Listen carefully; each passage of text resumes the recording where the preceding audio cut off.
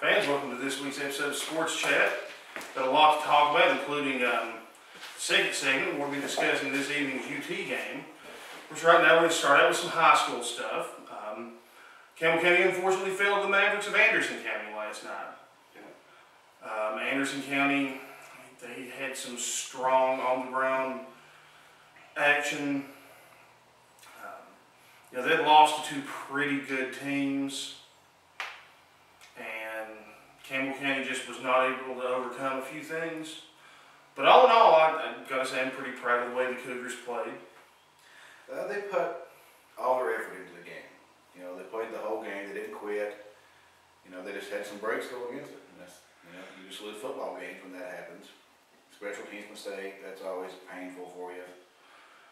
Chris Schaus didn't play. He's one of their linebackers. Had an interception. You had a few things happen that, just turned the tide. Anderson County got up 20-0 in the first quarter off some really short field position. Yeah. And it was just hard to come back from that. It looked like the Cougars were back in it. It was 26-14. Going to be going into halftime. The Cougars had just scored a touchdown. And number 5 for Anderson County, I can't recall his name. He ran all over him all night. He broke free. Got a 20-yard touchdown run right before the half, and that was just stole the momentum. That's 3 weeks in a row they gave up a touchdown right before the half. He's a really strong runner. Just kind of established himself early on as the ground force in the game. It's just hard to handle sometimes when a team can run the ball like that. Campbell County still got a long way to go. Just like Coach Price pointed out that they've just been here 6 weeks trying to get this system going. Anderson County's had theirs going for 4 years. On the upside, Bo Ferris had a touchdown-saving interception last night. That was one of the highlights of the game, in my opinion. Had a couple of good offensive drives. Ethan Miller on that option run looked really good. Tuffy had some good runs, some decent passes. The big thing to me was they never quit. Right. And they had some good plays. Was it out of the where basically they kept the defense confused. Yeah, they ran the swinging gate several times. And it kind of worked. Pull that. I couldn't pull it. Yeah, it worked. That's what one of the big runs came out of the swinging gate. Got set up the Cougars one of their touchdowns. So it wasn't all doom and gloom even in the loss. It was a 6-0 game in the second half. Anderson County scored 6 points. The Cougars weren't able to score, unfortunately. They threatened a few times and just came up, had several plays where there was just a few inches short on some fourth downs of keeping that drive going. Right. But and it's another game where they had some struggles on defense in the first half, made some good adjustments in the second, and were able to shut Anderson County down. Just unfortunately this week, Anderson County's defense was a pretty good bit better than Cumberland County's. Right. And they were able to stop Campbell County's offense in key times. There was a darn fine crowd on hand. The only time I can compare seeing a crowd that big was Farragut Campbell County in a playoff game, and well over half that crowd was Farragut. It honestly took me 20 minutes almost to get from the press box to the concession stand and back. Right. Just because it was so crowded. It was lined up 5 deep around, half the field. Even from my perspective on the field, when I would turn around and look, those stands were impressively packed. People were sitting where the stairs. Yeah, they were sitting on the steps. They were sitting on the steps, so getting up and down was a chore because you had to dodge people more than normal. Right. Anderson County had an impressive crowd. They didn't have far to go. They traveled well. Of course, that's what you want with your opponents. Unfortunately, the bleachers weren't able to be moved up there because God forbid we touch the sacred track. Yeah, Ms. Chapman wouldn't allow it. I'm fairly certain that they pay homage every morning and bow to the track. I really think that would have been a good thing to have the students in the end zone. I honestly assumed that you could probably put plywood down on it. It wouldn't have Oh yeah. hurt anything. They're just some would down under. But you know, that was just an administrative decision that we don't agree with. First of many, I'm sure. Well, second, maybe third of many already this year. We got Carnes coming up this week. They handled Clinton pretty good. Carnes is playing really well this year. That's going to be just an incredibly tough game. They may be the best team we've played so far this year. That actually was a game, looking at the preseason, just judging from last season, that I saw as an easy win. That was one of the 3 games that I thought Campbell County will win this one. Cards, but they're playing good ball. They've got so far a stifling defense and play pretty good offense. I think they won 28-0 last night over Clinton. Clinton's looking really bad. Yeah, I mean it's stunning. And I realized that they had a coaching change too. But I've watched Clinton's middle school play, obviously a lot over the last several years, and they've had some good teams. I don't know what's not clicking there right now. Well, so you get a new staff in, and it's hard to win right away with a new staff. I'm not sure about playing as badly. Now, I'm not sure if they scored this year or not. Something like they got beat 44-0 last week or something like that, didn't they?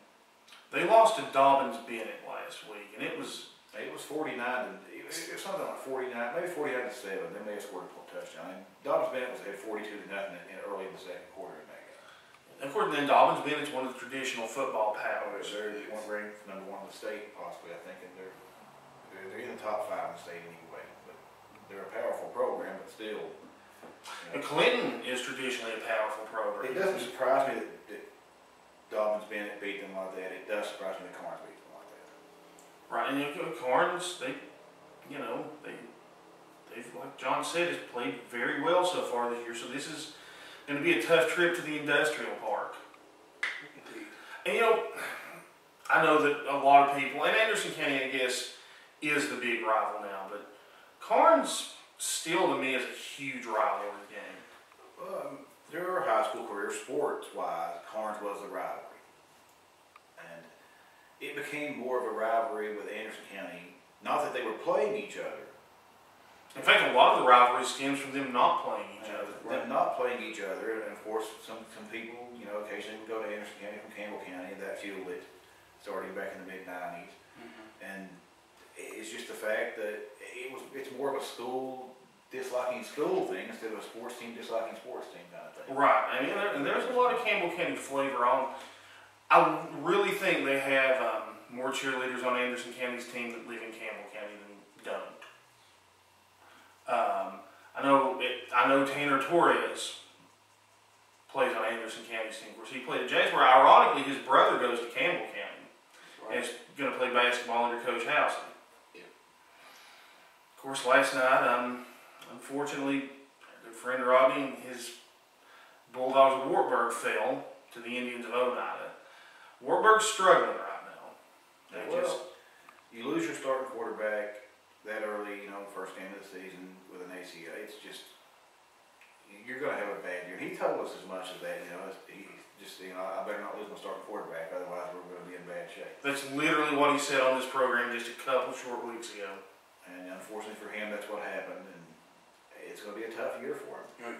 And also with that, he's really just having to change how they approach each game. He put in the single wing this week. So the whole team was basically learning new plays. He literally has taken the opposite offense, had to take the opposite offensive approach starting out. Man, he's gone from 5 wide to pretty much no wide. That's a rough adjustment to have to make after the first game of the season, and it's just unfortunate for Wartburg.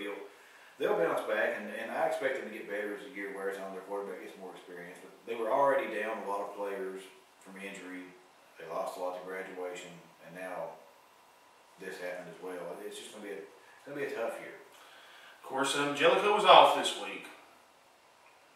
I actually saw several folks from Jellicoe at the game last night. Saw Jellicoe's coaching staff, saw some of their basketball and football players. That's so, good to see. What I'm hoping this means is when this turns around and Campbell County has their open date, at the end of September, they'll hit the road and support the Blue Devils. Hopefully Jellicoe is a home for that. Make it much easier. I mean, Jellicoe, they're a team that's got a new coaching staff, very, very tiny roster, and playing a tough region.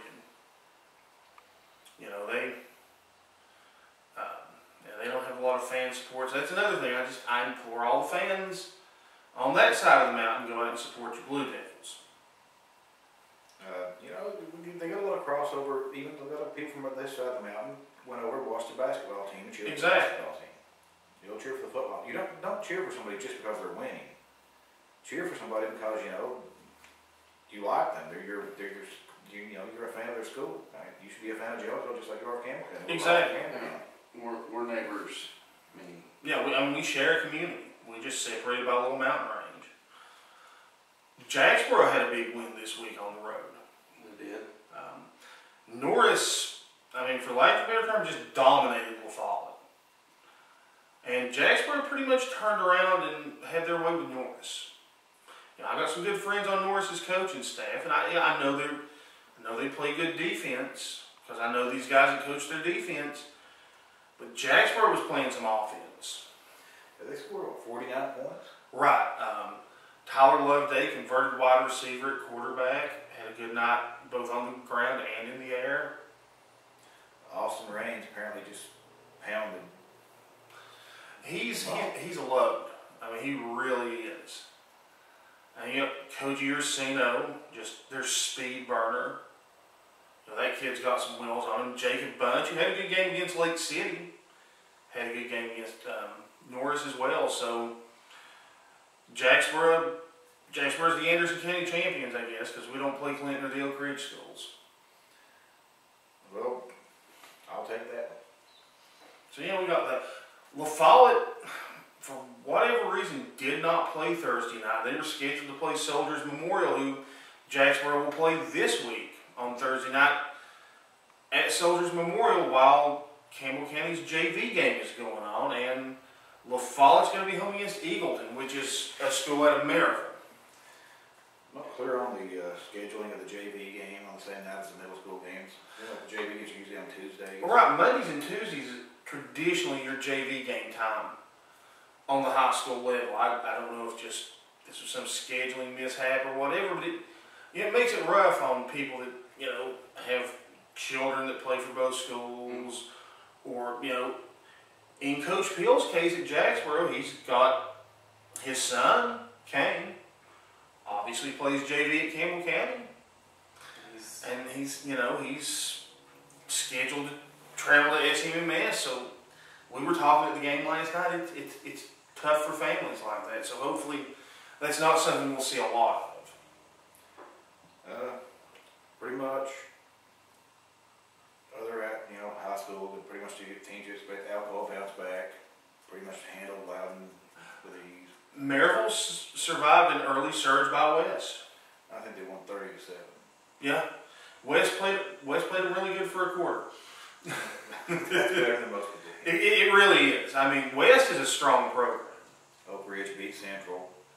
Central's another one of those teams that is coming up on the schedule that I think that Campbell County's got a really good chance of being able to flex their offensive muscle against. Of course, we closed the season with Oak Ridge. Oak Ridge, they got beat pretty bad in their first week. Bounced back and got that win against Central. And they said it was a close game through the first half, and then Oak Ridge pulled away in the second half. Oak Ridge is still Oak Ridge, folks. They had a couple rough seasons. They've got amazing athletes down there.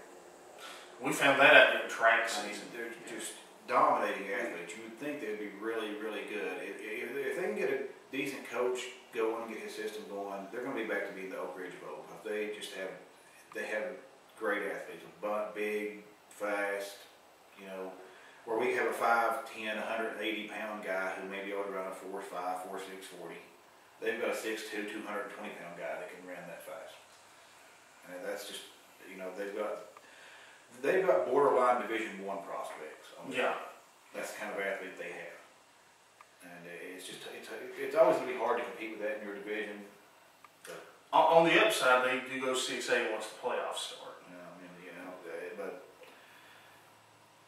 I think that eventually we'll be able to.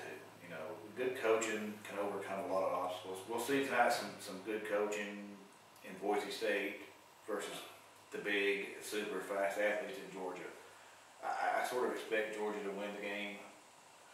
Boise's not fared that well against SEC teams. I talked to a fella this week. It was Wednesday actually while I was waiting to link up with you. We were talking about LSU and Oregon and Georgia and Boise State. And he asked me my predictions. I feel like LSU will beat Oregon. I don't know for sure that Georgia can beat Boise State, but like John said, Boise State doesn't fare well against the SEC. Right. They played Georgia a couple of years ago also as a really highly ranked team, wanting to be big time, make their statement. Georgia won 48-7 or something like that. Yeah. And I know Arkansas blew Boise State out a couple of years ago too. That's not a very good Arkansas team. We'll see. Boise State's ranked 5th. They're actually a favorite. The game's in the Georgia Dome, so Georgia should have a huge home field advantage. It should be a good game. Georgia's got a lot of great athletes. Coach Rick down there is sort of like former Light. He's like former without the national championship. He has exceptionally talented teams that underachieve consistently. So we'll see what happens there. In our next segment, we'll be able to talk about that. Hopefully, after some of the games are over, or Georgia game should be well underway. So fans, we're going to go ahead and call this a segment, and we'll be right back.